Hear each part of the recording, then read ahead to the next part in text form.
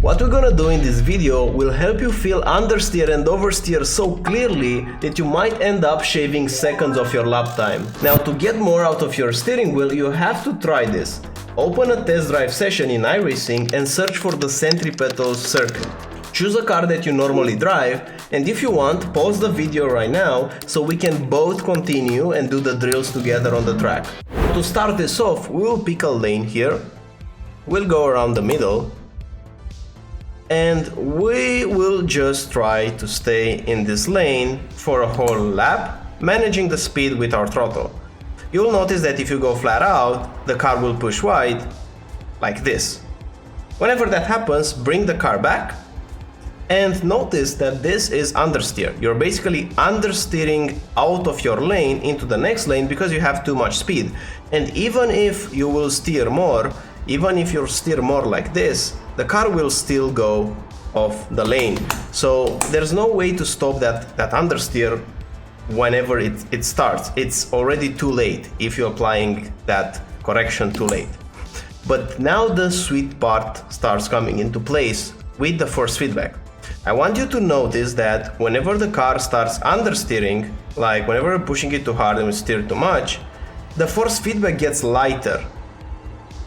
We have an initial peak in force feedback whenever we have the maximum amount of grip, but there's a point afterwards where the force feedback drops in level, drops in intensity.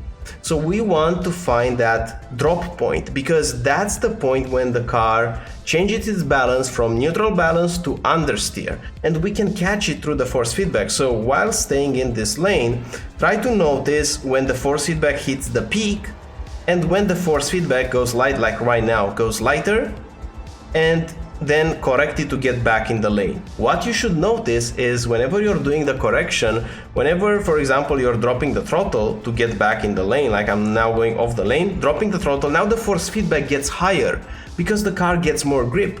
So whenever I'm doing this throttle drop to get back in my lane, the force feedback actually right now it's still soft because I'm understeering, but right now it gets harder and harder and harder because I have more grip. This is important because this is the cue that you need.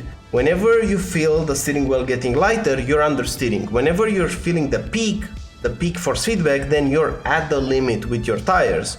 So this track is great because what you can do now is this drill. You will try to go as quickly as you can in your lane, and whenever you're going off the lane because you're feeling the force feedback getting lighter, you will brake and drop the throttle. Like right now, to manage the car rotation and speed without going off the lane. So this is a great drill because you will focus on your force feedback and you can clearly see whenever you're going off the lane, so whenever you will start understeering. This is exactly what you should be doing, and this is the easiest and simplest way to get more out of your equipment, because if your equipment is giving you the cue but you don't know, okay, that's understeer, what's happening, lighter force feedback, that's understeer, or how does it feel? It can feel different on your settings because we all run different force feedback settings, we all have different wheelbases.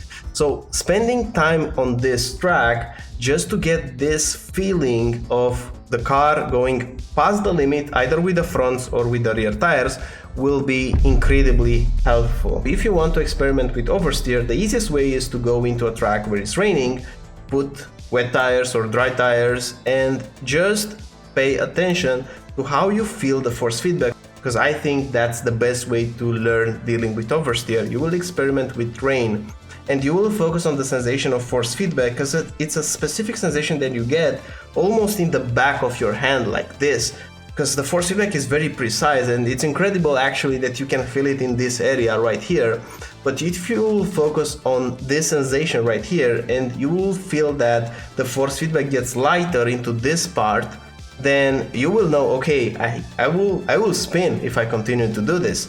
So you will naturally do the correction because you know what to expect. Anyways, thanks for watching, thanks for sticking around, and looking forward to see you in the next one. Bye bye.